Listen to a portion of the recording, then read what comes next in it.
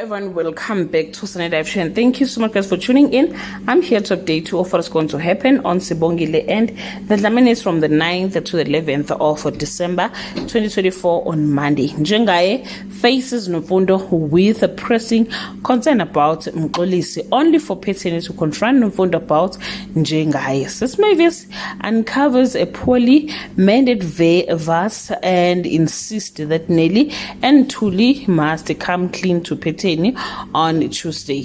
There is a rage in Sibongile's soul that not even Gwenzo can calm until a veiled family member returns. With strong instincts, Phetheni doesn't give up on her search for the truth about why Nomfundo was at the hotel on Wednesday. Njengaye says red when he finds another man in his house. Meanwhile, Gwenzo shows up for Sibongile in her time of need. Mandulo is shaken to the core by Vuma's request. Well guys, that's all I have for today. You can leave your comment below and share your opinion. Bye.